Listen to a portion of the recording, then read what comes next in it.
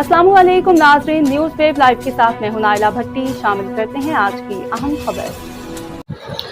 America ने Iran की जौहरी तनसीबात पे हमला कर दिया। हमने ईरान की 3 न्यूक्लियर साइट्स पे कामयाब हमला किया और फर्दो एटमी तनसीब मुकम्मल तौर पे तबाह कर दी है। ट्रंप। अमेरिकी हमले के बाद ईरान का इसराइल पे मिसाइल और ड्रोन से हमला। ईरान ने अमेरिकी हमलों के बाद इसराइल पे मिसाइलों और ड्रोन से नया हमला किया। अरब मीडिया के मुताबिक तल अवीव समेत इसराइल भर में जंगी सायरन बजना शुरू, फिजाई दिफाई निज़ाम फ़ाल कर दिया गया।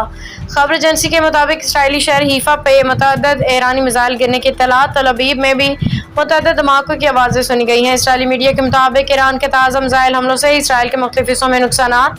ईरानी जौहरी तनसीबात पे हमले के बाद अमेरिकी सदर ने कहा कि अब या तो अमन होगा या फिर ईरान के लिए सानिया होगा। वाशिंगटन में खिताब करते हुए सदर ट्रंप ने कहा कि ईरान की फर्दो तंज़ और अस्फहान की जौहरी तनसीबात को निशाना बनाया। अमेरिकी सदर ने कहा कि आज की रात के अहदाफ सबसे मुश्किल थे, बहुत से अहदाफ रह गए, अमन न हुआ तो दुरुस्ती के साथ दीगर अहदाफ के पीछे जाएंगे। सदर ट्रंप ने कहा ईरान को अब अमन कायम करना चाहिए, अमन कायम ना करने की सूरत में मुस्तकबिल के हमले बहुत ज़्यादा शदीद होंगे। ईरानी हुकाम का कहना है कि अमेरिकी हमले से कबल ही जौहरी तनसीबात को खाली करा दिया गया था।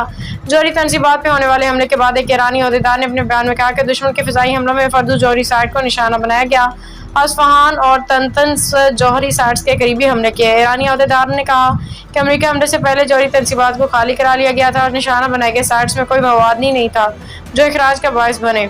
वाज़ेह है, अमेरिकी सदर ट्रंप ने अब से कुछ देर कबल ऐलान किया था कि अमेरिका ने ईरान के एटमी तनसीबात पे हमला किया है। अब तक के लिए इतना ही। मज़ीद खबरों और अपडेट से बाखबर रहने के लिए देखते रहें न्यूज़ वेब लाइव। हमारे चैनल को सब्सक्राइब करें, लाइक करें और बेल आइकन को प्रेस करें ताकि नई आने वाली वीडियो आप तक जल्द पहुंच सके।